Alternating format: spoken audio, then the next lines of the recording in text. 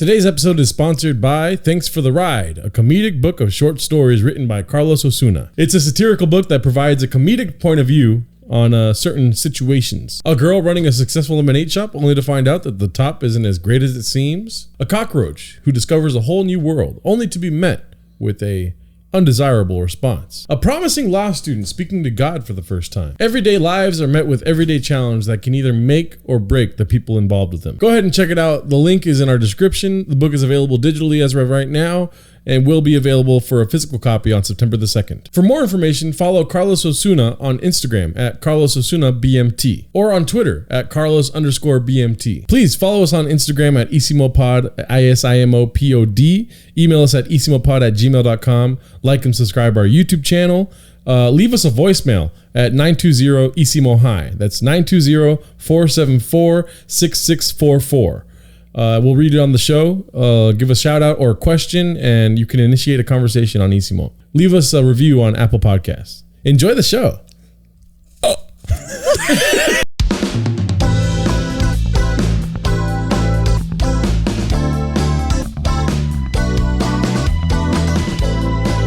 Hello and welcome to Isimo Podcast. My name, that was fucking fast. My name is Gerardo Alarcon. I'm Dominic Angel. And I'm Ryan Reyes. And today, we'd like to give a shout out to Legacy Teas and Spices. Go to legacyteasandspices.com. Use promo code ISIMO20 for 20% off your next order. Also, it's a 6-year anniversary. A lot of items are $6. Teas and spices. And to clarify, $6 is a good deal. That's about 50% off on all was it 6 ounces? No, 2 ounces of tea, right?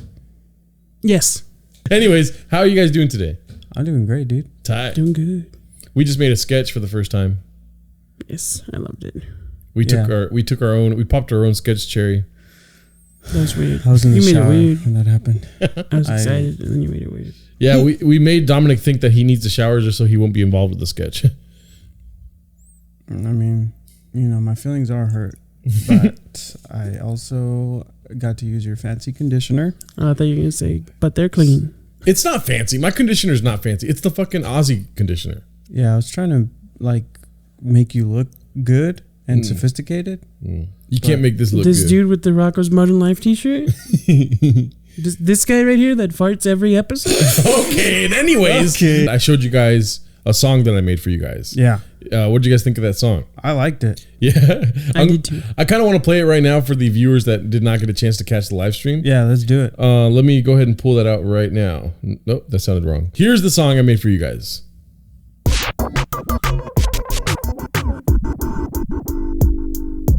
Están mojando, pinche no sabo. Me llamo Gerardo y sé español. Este es todo el español que sé. ¿Qué te crees?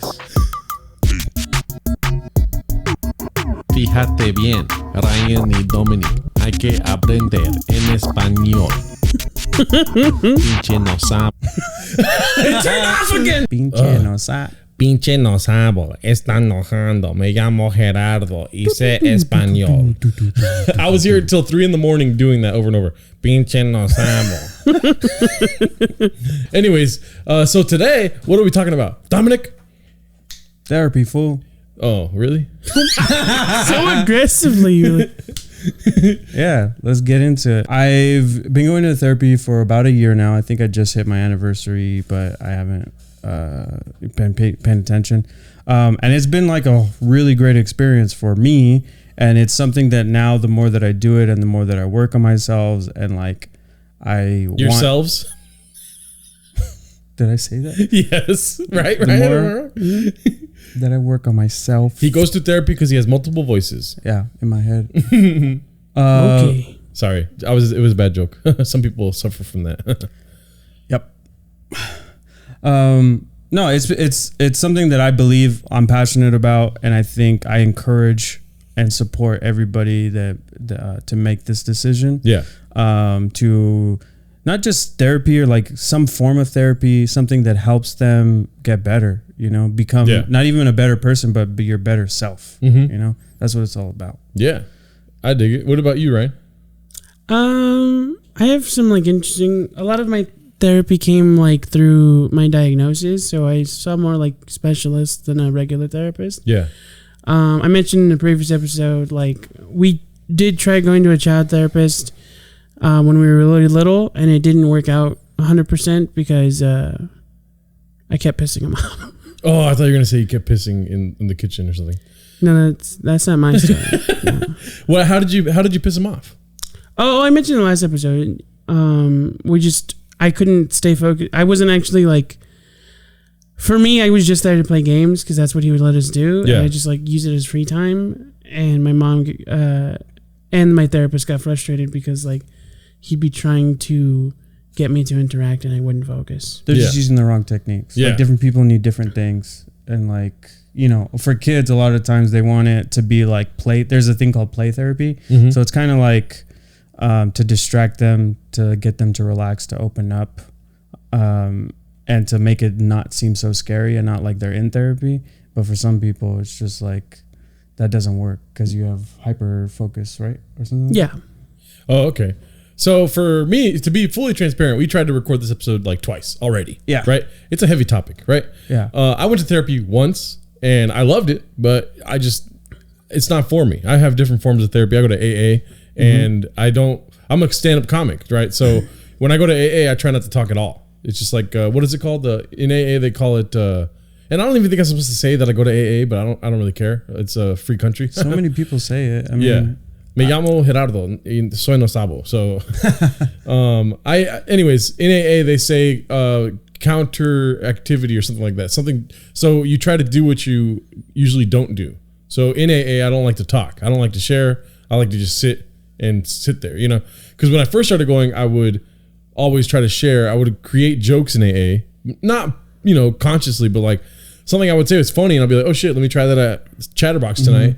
And that's how I got my splits joke with like the Cholo thing. You know what I mean? And I after doing that, I was like, I'm not going to do this anymore. Cause I would just say the same story. Like that's what it's like doing stand up. You do the same bit every time you go on stage. Right. Yeah. So anyways, for me, that's a form of therapy is like going to AA, forcing myself not to really speak. Just sit there and listen. Keep your ears open. You know, we got 2 ears and only one mouth. You know what I'm saying? I mean, it's true. Yeah. But I know for a fact that there's things that fuck with me from like, I don't know if they're called traumas, but my childhood and whatnot. There's one thing that always comes to mind, dude. When I moved out of my parents' house for the first time, dude, I had this fucking crazy like thing in my head where I would always hear my mom going, Gerardo. Yeah. That's crazy. Right? Like a flashback memory? Yeah, it was something. Like PTSD? It would just happen randomly. And it would be like, she never said it that long, but it would just be like an echo in my mind of just. That's wild, dude. Right? I never knew that. Yeah, no, it only happened probably for less than a year. But when I was living in Sherman Oaks, I was just like, what the fuck? Stop screaming at me, dude. You know what I mean?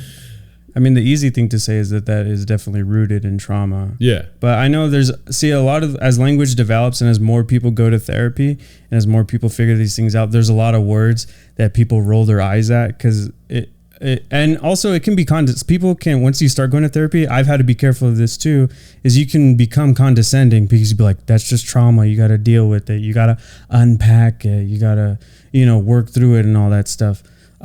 So I get it. That's why it might feel weird to call it trauma, but it's like well, I know my mom's gonna be like, trauma, cabrón, I'll show you trauma, and then beat my ass. You know what I mean? Yeah, but it's, for lack of a better word, it is like trauma. It was just her basically waking me up in time to go to school, and then it was just like this thing that wouldn't go away for a little bit, and it doesn't happen to this day, but it was like annoying as fuck at the time, where I was, I guess, self-medicating with drugs and alcohol to kind of like quiet out this shit. Because it was just a weird transition between living at home and getting basically kicked out for a week and then finding a place to stay that I stayed at for 2 years in the valley. And just every morning in the morning, just hearing this Gerardo. I had a similar situation. Yeah? Yeah. We never really talked about it. I don't want any, it doesn't matter. This is my experience. Yeah, I just like, there was one time where I got into like a humongous argument with my mom and when I was 22 and like, I like after it was such a bad argument, nothing violent happened or anything, but it was just such a bad like argument that I was like, fuck this, I'm out of here. And like I just packed a duffel bag and I walked out the door. Yeah. And then I took a bus to Union Station, and then I was like walking around and I walked to like Highland Park, and stayed in a hotel, and then I crashed with a friend, and then I stayed out of the house for like 2 years. Yeah. In being Mexican, those kind of things are basically kind of expected. Like, you know, we always talk about Mexican passion, I guess you could say. Yeah. And how it comes out of love, but it's like you would never treat somebody you love this way, at least from an American mindset. You know, I don't know if that makes sense. It does. It's hard for me because I don't think it's a difference between Mexican and Americans. Again, I always go back to like a working class thing.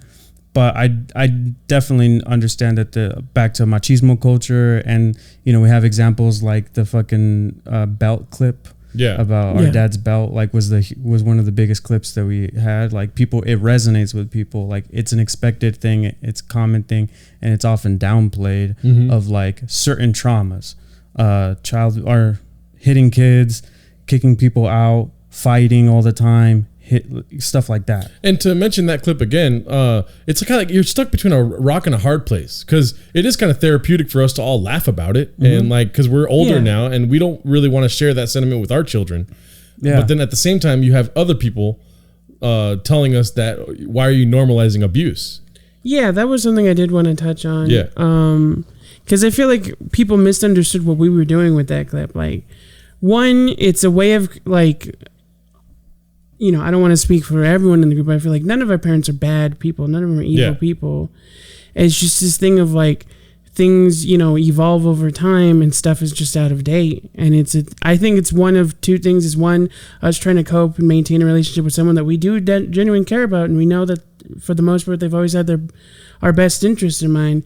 And two, I feel like if I can speculate on their side is like coping with the thing that like, yeah, now you know, but there was literally like nothing to tell you that was wrong before then. Like things like, you know, the level of like efficiency that I would say child psychology and therapy is at right now is nowhere near where it was when we were kids. Yeah. And I'm relatively a young person, so that's saying something, you know what I mean? And so we weren't, you know, not to disregard anybody's opinion, but we weren't like disregarding anything. We were coping with what, like, one guy, and this comment was the only one I didn't respond to, but it upset me because they were like, "Oh, these guys think abuse is okay." He was like, "No, the stories we were telling in the clip happened to us." Like, yeah.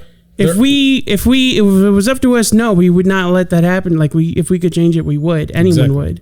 Yeah. There are stories to tell. They're not our stories to be muted. Yeah, exactly. And even then, like even with our parents, because like the story I was telling about with my dad and how he would explain things, that was him trying not, you know, he has this upbringing, but he's trying to fight it because he's growing up he was, you know, we had young parents. So they were growing up when we were growing up. And so he was trying to go out of his way not to hit us, but he still wanted to maintain like a form of discipline. And he was just like adapting with what he had. Yeah. Same with my dad. My dad told me, I remember one time my dad disciplined me and then drove me to go get something to eat afterwards. And in the car, he told me like, you have it so good because my dad used to use a chain to discipline him. Mm-hmm. You know, he would hit him with the chain.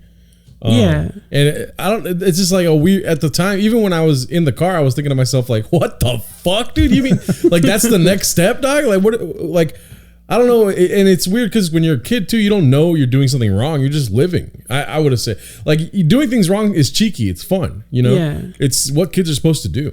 What I will say, you know, just to be clear, as far as I know, because I don't have kids, but as far as I know, there are proven ways. There are studies that prove that it's more efficient to do these other things, these new, you know, tendencies to avoid hitting your child that work more efficiently than physical discipline. So people shouldn't do it. So, you know, we're not defending what they did. It's just a thing of like, we can't, who we are now and what the relationship we're trying to have with our parents, we can't change that. All we can do is cope with it. Yeah. And it's also like, here's the thing. I understand some people, I'm very fortunate that I've developed a healthy relationship with my parents. It wasn't always like that. And we still fight all the time. Or we still disagree. And the important thing is when you hear stories like this, do not insert yourself into someone else's story. We're sharing our experience. Yeah. And like, it's really dangerous for you to tell someone that it's not okay, because if somebody is dealing with their traumas, you know, I think the way that we're doing it in a healthy way, and you're telling them that that's bad, then it's like, then that stuff that's the stuff that we don't talk about. And I think we should talk about these things, and we should put it out in the open. Like the fact everybody was kind of mad at your mom because she was joking around about it. But to me, in my head, I was like, I appreciate that more, that she was able to joke about it, more than all of these other people that I hear. I hear so many people where their parents, when they get older, flat out denying doing anything. Exactly. Yeah. We never hit you. We never did this. And I have distinct memories of like you doing crazy shit to me. Yeah. And also, how are we going to let the chancla joke be okay if we're not willing to really talk about where it comes from? Yeah. People are saying, in the clip you're talking about too, she said bare fists and that we're normalizing abuse. But she never used a chancla. She's just being honest. And I've shared the story about the albondigas. Yeah. But it's like, if it's not funny to somebody, it's wrong. You know, instead of it just being a form of expression, it's an art. Yeah. Like, this is what we chose to do with our lives. And for that, maybe for some of us, we got beat for it, dude. Like, my parents did not want me to be a theater major, you know? Yeah. They didn't want me to be a history major. I was trying to find some way where I could feel normal. And then I found stand-up, and it's like the most normal I've ever felt, you know? I am dying for attention at times, you know? The camera's still on me. Yeah, it's been a long shot. But I also want to say the reason why we chose to do this, like, when was the first time we tried to do the therapy thing? This was like, I think about a month ago. Yeah. I feel like the first time we tried to do it was before machismo. When I was still living in Claremont. Yep. And then we tried to do one here. Yeah. And it was just like all over the place. And we had a breakdown. I'm just kidding. We had a meltdown now. But now I went to, and I told Dominic, I was like, I don't want to talk about therapy, dude. This is like a weird topic, right? So you said, let's talk about El Paso. You guys just got back from El Paso recently. Yeah. And I went to go see Franco Escamilla. I was like, when we come back, I'll talk about Mexican stand-up comedy and El Paso. You know, you guys can share your experiences. And then I go to Franco Escamilla's show. He's a huge Mexican comedian. Yeah. Franco Escamilla has 5.5 million followers on Instagram. I try to show you guys, but you guys, pinche no sabo. But the whole show is about therapy. Yeah. Yeah, I laughed so hard when you told me that. The whole thing. The beginning, he talks about how, and I'm sorry if I'm giving away jokes. We're going to get demonetized because I'm telling his jokes. At the beginning, he talks about how he has two therapists, and they don't know about each other. One's a woman, one's a man. And like, he had a joke about how he wants to bring him to a diner and be like, I can only afford one of you now, and drops a fork and be like, let's play Hunger Games, you know? But the whole thing was about therapy, and it was very interesting because Mexican culture is trying to change. Like, the Mexican national team is a huge beacon of Mexican culture, especially for Latinos living in Los Angeles, going to the games at the Coliseum or whatever. What is that place called? The Rose Bowl. Yeah. Those are huge events, especially for the Mexican community here in Los Angeles. Right. And for him to come out here and talk about therapy, it was a weird thing, dude. I mean, by the end of the show, people were applauding, and he is saying at the end, like, you know, your kids are not you, and like, kids, you have to love your parents regardless. You know, it's like it's like a give and take between the two. Yeah. I thought it was a very interesting way to tell a Mexican audience, because let's be honest. What percentage of Mexicans go to therapy, do you think, Dominic or Ryan? I mean, not a lot. Yeah. I don't remember. I looked it up once. I don't remember. Yeah. But it is like low. I think it's low for most minority groups. Right. So for him to come out and to tell people straight up at the beginning of the show, dude, everyone should go to therapy, you know? Yeah. Yeah. It's big. I mean, it's big because, like, especially being around. So, like, in general culture, a lot of times what I find in general society is that, like, if you go to therapy, it's because you're crazy. And then, but in like working class and Latino culture, in the communities that I've been in, if you go to therapy, it's because you can't handle your shit. Yeah. If you go to AA, you can't handle your drink. You know? It's like it's that machismo thing. It's that thing of like, you need to show your strength, and you need to show how strong you are, that you could just fucking keep your head down and keep pushing it, and you provide for your family, and you do this and that, and you know, it's okay that you get angry and hit your kids because they need to respect you and understand, and you're doing it for their own good and all this shit. And like, people don't deal. I think it's important that, like, I didn't hear the special, but Franco Escamilla, like, he said that thing about a message to the kids and a message to the parents, because the parents, so often you're only taught that you're supposed to respect your parents and love your parents, and you can't question anything that they ever did. And so like that trauma, like you never address what your parents have done to you, and then you pass it on to your kids and just say like, I was just doing what I was taught. Like exactly, you know, so it's like important, because it is important for us to realize, like that was a big thing for me in my like recovery, was understanding that like my parents, this is a cop out. I didn't do this to give them a pass. I definitely don't give them a pass, but it made it easy for me to understand them as people, is that they were just trying to figure it out. They don't know what the fuck they're doing. I don't know what the fuck I'm doing. Right. You know? Yeah. That's why I'm going to therapy, to get the tools to help myself get through the day. And so when you realize that like, that not only is it like that they don't want to do it, but there's a pressure, you know what I mean? There's like this pressure to not do it. Yeah. Think about it. Like if I was my dad, I would be 4 years old right now. You know what I mean? Yeah. Like how am I going to handle a 4-year-old today? I'm like barely even able to pay for my own studio. You know? That was huge for me when I hit like 22, I think it was, that I was like, damn, my mom had 4 kids. Yeah. Well, that's the thing I was talking about earlier about them just not having the tool. Like, I don't like people saying it was a different time, but I do accept the thought or the idea that like they just didn't know, and it's like they literally didn't. Like they were our age. You know, when my mom was my age, she had me, Dominic. I think she had the 4 of us already, but Diego was like was a baby still. He would have been like what, 3 years old? Yeah, he would have been 3. And she was going to night school, and she was, working a job, and it was like, it's crazy that, and it's the other thing I'll say, and it does sound weird from the child's perspective, hearing that stuff they say. It doesn't excuse it, you know what I mean? But what they're trying to say is that they are trying to do better. Exactly. They were born before the age of information, and now we are living in it currently, trying to change the perspectives of other people. Like, granted, I don't go to therapy, right? But it's a weird kind of give and take here, because we have people at the same time commenting like, why are you normalizing abuse? It's like, I mean, why can't you see this as a form of therapy in a way, you know? Yeah, we should.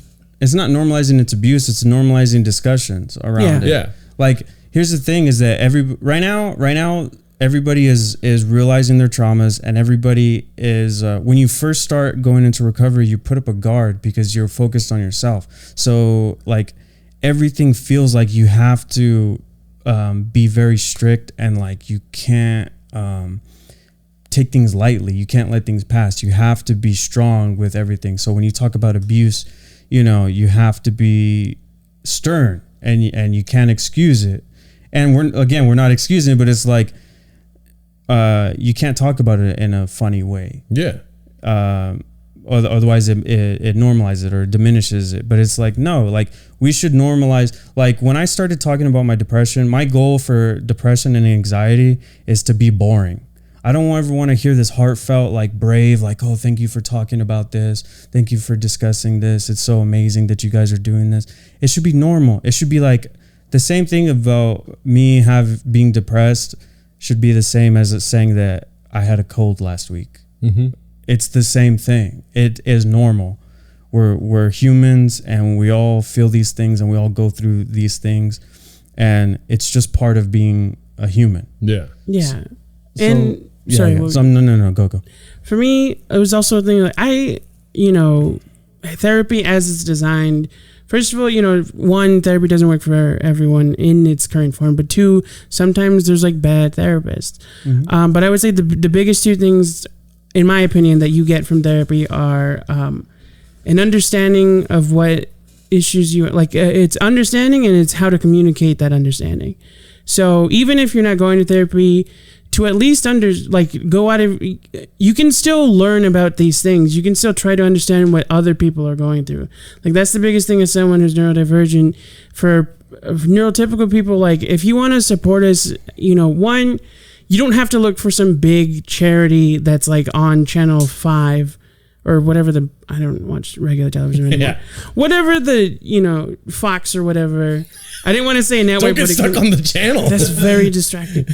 If neurotypical people want to support us, you don't have to donate to whatever the biggest charity is. First of all, because most of them are, I don't want to say most of them are corrupt, but a lot of them, when you learn about them, they're corporations. They're like, they don't have us in their best interest. Like Autism Speaks, I'll say it here, is like, they're not by autistic people for autistic people. They're for people who want us to be normal. One of their biggest goals is finding a cure for autism. And it's like, it's not a disease. It's a restructuring of the brain. We are literally different. And all you really have to do is like support the neurodivergent people that you meet. Understand what the things they're telling you. When they're telling you this is what our community is asking for, look into why. Like, try to understand why before you say no. You know what I mean? And I would say trust them, especially when they have not only a point of view, but when it's like a therapist or a teacher who is neurodivergent, then they're also qualified to speak on that subject more than, somebody's mom who's just been like raising, you know what I mean? I don't want to say this. This will be the last thing I say about this subject.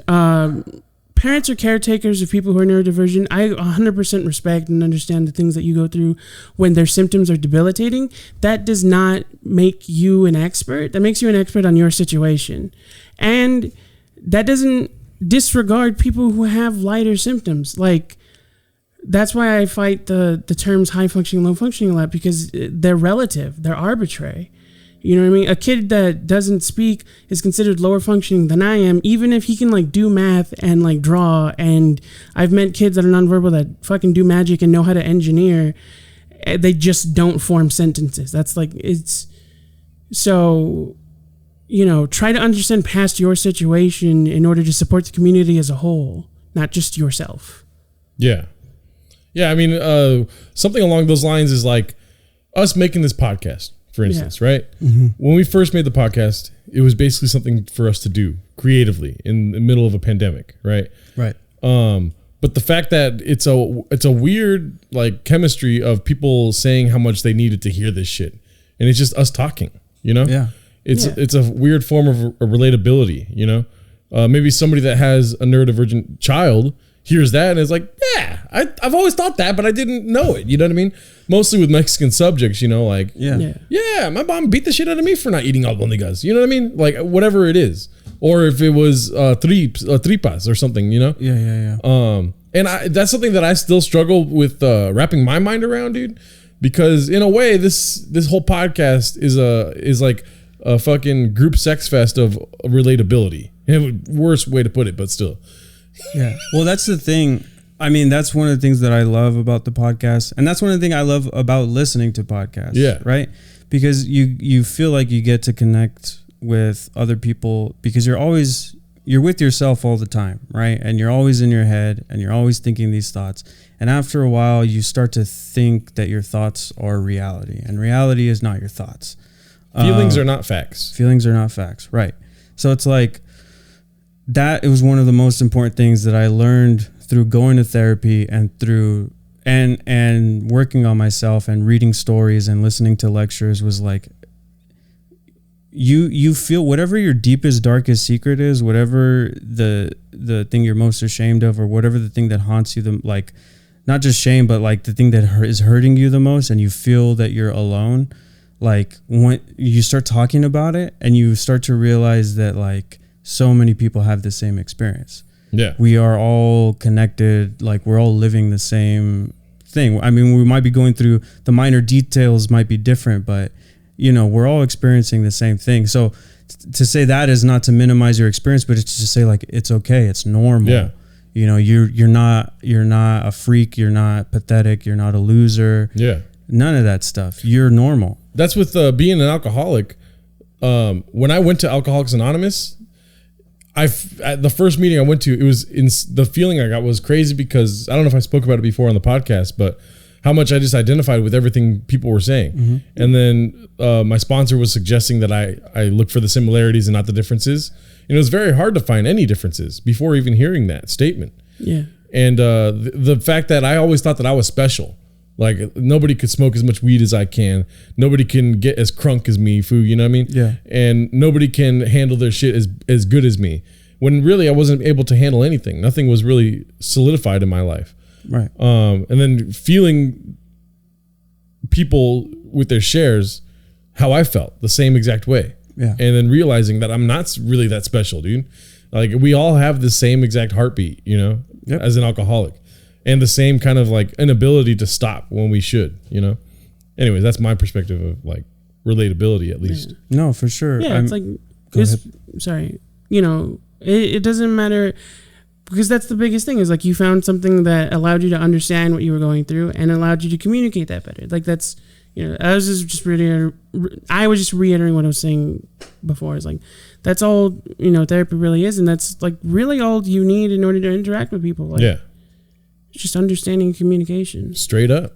Yeah, there's a bunch of different forms of therapy, you know, and again, like I said before, I encourage and support everybody in their decision. I don't put pressure. I don't say you should go to therapy. That's going to fix everything. Because like for you went to, and okay, so I do cognitive therapy. So I just talk and talk. And then every so often my therapist will like stop me. Like she'll hear something and be like, I'm going to challenge you on that. Or like, let's dig deeper. Like she kind of guides it, but I'm more or less in control of what we're talking about. And that's a really cool thing because you kind of come to conclusions on your own. And the fact that you're able to communicate these out loud, the stuff that you might not be comfortable talking to other people, or like that you think, you know, is rooted in your head. And then you say it out loud and then you find out, like, I've told my therapist so many things and she's like, do you know how many people walk into my office and said exactly what you just said? And it's like, oh shit. Yeah. Yeah. So I wanted to, so now that we kind of like went down what therapy means to us or how we seek our own therapy in a sense. Yeah. Ryan, how do you seek your own therapy? Sorry, I don't know if we talked about that. Did we? Yeah, I know you went to different specialists, right? Therapy was a little bit different for me because a lot of it had to do with getting diagnosed. But I would also say, like, once I understood, again, what I got out of it, it just was more of a thing where, you know, it is. I've done a few different things. A lot of them had to do with, you know, I've been to group therapy. I've done like programs. It is hard for me sometimes to stick with a particular thing. But I always get the same thing out of each of them. It's just like, it's a learning curve. For me, I no longer go to like regulated like cognitive therapy like Dominic, just because again, this is my personal opinion. Not to say I don't need it, but more like I have a, you know, more consistent understanding of myself because of having to learn about my own diagnoses, and it's helped me communicate that with other people, and that in its own right has like kind of gotten me through a lot of the issues that I had when it came to like anxiety and communication problems. So I would say, you know, I have things in my life that are not 100% comparable, but are like equivalent to a degree. I'm part of a group chat for people with anxiety, and I would say, I know it's a cliche, but I also, you know, stand up helps me. That's what I was going to talk about next. Yeah. Mm-hmm.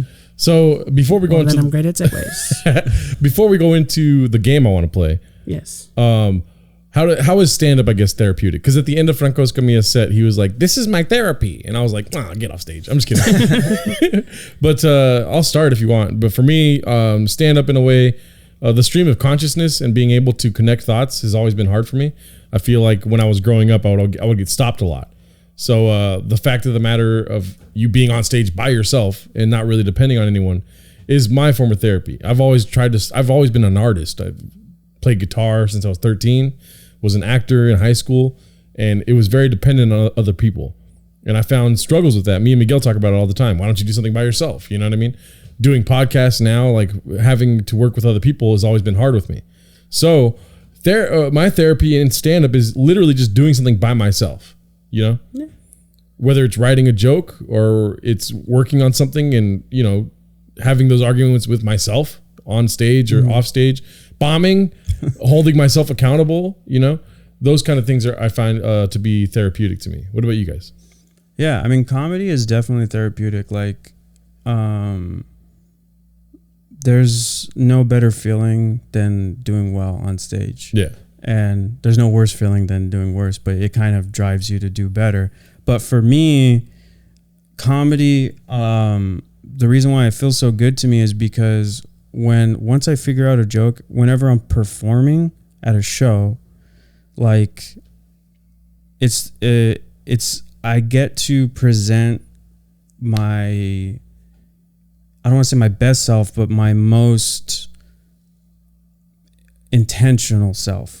Like, because I'm somebody that's very nervous. I have a social anxiety, you know, off the podcast and off stage. You know, I'm very nervous. I'm quiet. I don't.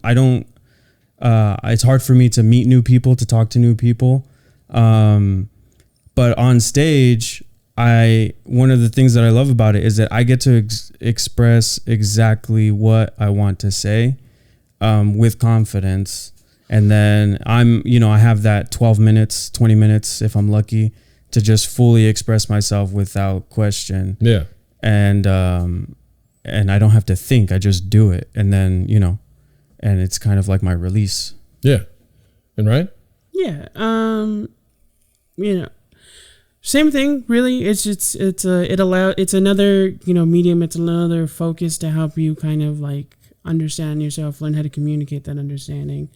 Like for me, there's like 4 things that anyone jokes about. It's either just thoughts you have, something. Don't breathe into the mic all hard, dog. Sorry. I kept forgetting to say it, but that's happened like 4 times. Yeah. For me, there's like 4 things that everyone jokes about, or that you joke about in stand up. There's thoughts you just have, something that happened to you, something that frustrates you, or ways that you frustrate people. You know what I mean? So all 4 of those things are just like ways to express your inner thoughts or things that you don't get to talk about outside of comedy. And like writing the joke helps you understand it. Doing the joke helps you communicate it when you normally may not be able to. Okay, that's interesting. Yeah, because I mean, you guys know about my library. I got the comedy Bible. You said library. That's what it says. That's what it is. Library. That's so distracting. There's weird, hard, scary, stupid. Is the 4 attitudes of comedy. Yeah. So you have weird thoughts. You have scary thoughts. You have scary thoughts. You have great thoughts. I'm not going to say stupid. and it's hard to communicate on stage. I'm just kidding. I almost flipped you off again. Yeah. Well, okay. So I wanted to play a game with you guys because this is a Mexican podcast, right? What do you want to say? I forgot. Fuck. So it being a Mexican podcast, I wanted you guys to convince me to go to therapy. That's the game? That doesn't sound like a game. It sounds like life. The game of life. So ready? Dominic, I've been really struggling with my thoughts and finding my inner child and shit. Oh, really? Yeah.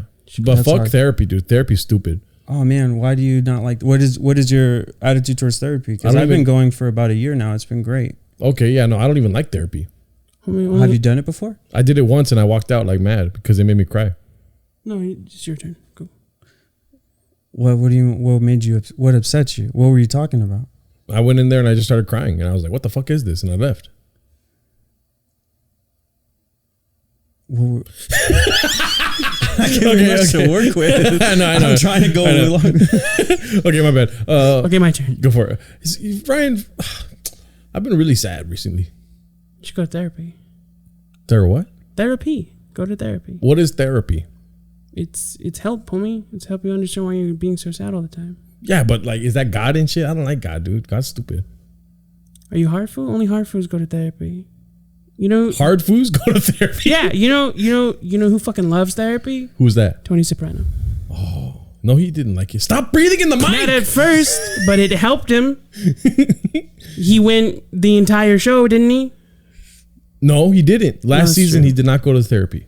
Because he was fixed, homie. You know why? Because he fucking went to therapy for 6 years. He wasn't fixed. He almost got killed at the end, but we'll never know. So you want me to die, fool? You want me to go to therapy? I'm winning, actually. I want you to live. He's winning. Dominic, you have to come in and save it. You gotta come and say it. Look, man, I know you've been going through a lot. Yeah. And I know that it's hard to work on your feelings. And sometimes, You might wanna you might feel weird, or it might feel scary, or I don't want to say scary because you're not a child. You're tough. You look like you're gonna cry. Yeah, I am tough. Yeah, you're strong though. Mm-hmm. And you know what? Sometimes, when we try to carry on everything on our backs, we need help, and there's nothing wrong with that. Going to therapy is not going to make you weak. It's going to make you stronger. If you wanna lift more weights, you got to work up to it, right?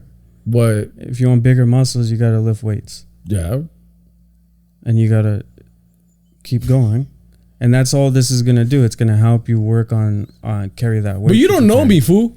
I lift emotional weights every day.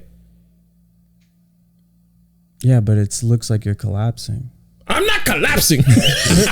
You're going to hurt yourself. If you try to lift too much, without the proper tools, without the proper training technique. I don't want to pay for therapy, dude. When you lift weights, do you have a spotter? Yeah. That's therapy, dude. That's just finding your spotter. Exactly. No, I have a Your emotional spotter, homie. Fuck. Yeah. But I don't want to pay for it, dude. I don't have any money. There's a couple Insurance. options. Insurance is hard to come by. Okay. Medical coverage. There's a lot of different options. Obviously, therapy can be expensive, but there's cheaper alternatives. There's people that do pro bono work, or they do sliding scale. There's also apps where this is not a sponsor. BetterHelp, I've heard of it. It sounds like it's pretty good. It is what it is. Look, if it's hard for you to talk to somebody, there's other options. Mm-hmm. Group therapy is sometimes cheaper. Group therapy is sometimes cheaper. There's free alternatives for you to go and talk it out. There's also things that you can do outside of therapy that help you reflect on yourself and your emotions. Things like journaling, things like painting, some sort of creative activity. This can be a start for you to explore versions of therapy that work for you. Hey, you know what? You said journaling, fool, and you got me. I forgot this was a sketch. I'm gonna start journaling, dog. Thank you. Can you hug me? Oh yeah. Hand hug. Oh. Yeah. You can also try meditation. Is very good. I love meditating. Yeah, I love it. You know what's crazy though with the whole pandemic and whatnot? I stopped going to AA for about a year, I think. Right. And from the first day, it was impossible for me to meditate, dude. Oh yeah, you were telling me because you meditate as a group, right? And No, I meditate by myself. Oh really? But I could not. I know what my meditative state is. Right. Right. And this is hubu jubu to you guys. I'm sorry. Jesus Christ, right? But I don't know if you guys are you guys aware of what your meditative state is? I've been there a few times. Yeah. It's crazy to me because it sounds like you get there super easily. I used to get there rather quickly, but it was also something that I couldn't really control. I don't know if this is meditation, but I can turn off my brain. I mean, kind of ish. My meditative state is that my thoughts are ceasing. They're still there, but it's just my own kind of repetition of like something, and then I feel as if I'm in the world's biggest black room of all time, and it's a strange feeling because it's like it's not something that you feel with your depth perception, but something you feel within your body. It's like your body, foo. It's like a huge room, and you're kind of like connected to every single thing in there. Sometimes when I meditate, my whole body vibrates. Damn, I think I've meditated on accident. Because I've heard people describe what they experience when they meditate, and one thing I remember Dominic saying was something called like, not tunnel vision, but you see a tunnel. Yeah, there's And a I've swirling vortex. Had that happen to me just from like my brain pausing because of my ADHD. Yeah. Yeah. I would stare. So like at first when I was like introduced, I guess, to meditation, there's TM. You could do all these different things. People in AA, when I first got sober, were suggesting all these things, but my sponsor sat with me before every session and we would meditate, right? So I would stare at the refrigerator. There's different ways to do it with your eyes open, eyes closed. Mm-hmm. When I'm here by myself, not here, but when I'm by myself, I try to do it eyes closed. But when I'm with others and we're all meditating in a group, I will stare straight ahead and just breathe, and that's the only thoughts I have is breath in, breath out, breath in, breath out. Right. And then whatever kind of like, I guess, what are they called? Mantras? Mantras or I do mantras. So I do kind of a bootleg version of TM, but I also do affirmations. And I do affirmations while I go on walks, or if I have an anxiety attack, affirmations are really useful. And the hardest part of meditation for me is allowing thoughts to come in, right? So I'm trying to stop the thoughts, but then allowing them to come in, but then recognizing it and going back to my breath, recognizing it, going back to my breath. And with that little teeter-totter, I'm able to enter my meditative state, which is that feeling I get. And it's very hard to come out of it, though. That's the thing. Because it feels so good. It's just like everything stops for a second, you know? Right. I can't do mantras because every time I do, I immediately start thinking of that scene in Inspector Gadget when he punches that dude in the balls. There's also other things you can do, like breath in, breath out. Exactly. Yeah, that's what I'm saying. Like, I do that instead. Or well, that's a mantra in a way. In, oh, out, no. in, out. What I mean is I don't think of words. I just focus on my breathing. Yeah, that's fine. Sometimes I'll do counting. I do square breathing, which is 4-4-4. Or I'll do breathe in for 4, hold for 2, breathe out for 6. That's what I've been doing lately. It also works for anxiety. Well, I do breathe in for 4, breathe out for 4. Yeah. Slows your mind. I started meditating around the time that I started doing psychedelics again. Yeah. He did, not me. Yeah. I started meditating after I did psychedelics.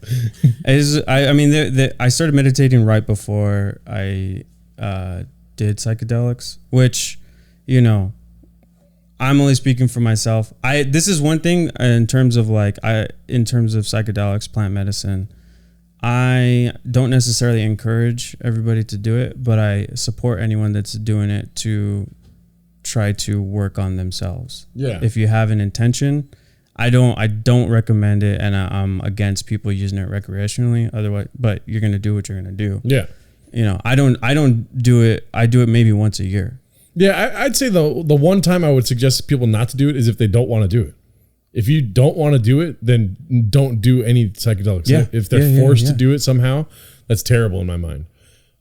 There is probably some cases where people are like, I didn't want to do it and I did it and it's amazing. You know what I mean? But in my mind, it's like, if you have the, like, even like the little speculation of like, what is it like kind of thing? I suggest you do psychedelics. Yeah. Just do it safely. Setting, intention, or integration. Yeah, I had different rules when I did psychedelics. It was wear sunglasses all the time. Yeah. Don't give a fuck, and nothing is real. Damn. Yeah. That's pretty. I mean, nothing is real is a really good one. Yeah. I mean, they're all really good ones. But it's like, that's kind of like how to take care of your physical self. Yeah. While you're tripping. Yes. Yeah, always wear sunglasses. That was the main rule. And if somebody was tripping without sunglasses, it'd be like, what are you doing? You're allowing everyone to see what you're doing right now. Yeah. You got to protect yourself. Yeah. Protect your inner self. But yeah, I mean, psychedelics, I think, are very useful as long as you respect it. Yes. And respect yourself, you know. Because I've had like really good breakthroughs that's helped me like reinforce a lot of what I already knew and what I already felt. And it just brings to the surface these feelings, these thoughts, and it helps you, you know, nothing's real. Nothing is real. Yes. And don't give a fuck. Yeah. Imagine with your mind's eye. Okay, so to end the episode here, I wanted to play a voicemail. Is that cool with you guys? Hell yeah, dude. Oh, yeah. Where is this voicemail from? I don't know where the caller's from. No, but I was giving you a moment to tell people about our voicemail. Yes, so we're going to read a voicemail from our voicemail box here. You can reach us at 920-ISIMO HIGH. That's 920-474-6644. 474-6644. 920-474-6644. That's pretty easy, right? Yeah. And so our caller today is Julianne. Here goes. Hi, it's Jaylene DeJesus, the one that gave you $3 for no reason. Thanks for being funny and awesome, and I can't wait for your future podcast. Bye. That was Julianne. She didn't say where she was from, but we appreciate it. Please, when you leave your message, leave us your name and maybe where you're calling from. We've gotten calls from Utah, North Dakota, Arizona, none Just from the California. state. Like, we don't need your address. Yeah. Yeah. Yes. We're at Six Flags. Julianne, thank you very much for that. Yeah, thanks Julie Soups, and thanks for the $3. Yeah, thanks for the $3. She was at the I'm gonna buy YouTube Taco Bell. Live. Yeah, she was. We had the YouTube Live last night. Thank you for everyone that donated the super chat. Really appreciate it. As you were donating, I was finding out what super chat was. I didn't know what the fuck that was. He was so excited. He was like, "This chat's super." Yeah, I think that's available now on our YouTube. I made it public last night. So, yeah, leave us a voicemail. Ask a question. Give a shout out. We have a nice little message for you when you leave the voicemail. We recorded it last night. But yeah, anything else, guys? I have one thing that's been stuck in my head this entire episode. What is getting crunk? Crunk is getting high and drunk. Oh. It's crossfade drunk. So like, Okay. yeah. I thought you were saying crunk like from Emperor's New Groove. Like No. you're so stupid you start talking like Patrick Warburton. No, That'd be funny. no. You ever get so high you do his face? I used to love doing Patrick Warburton's voice. Hey, guys. You That know? should be what it means. And I hope that our fans take this and run with it. Guys, I'm feeling pretty drunk.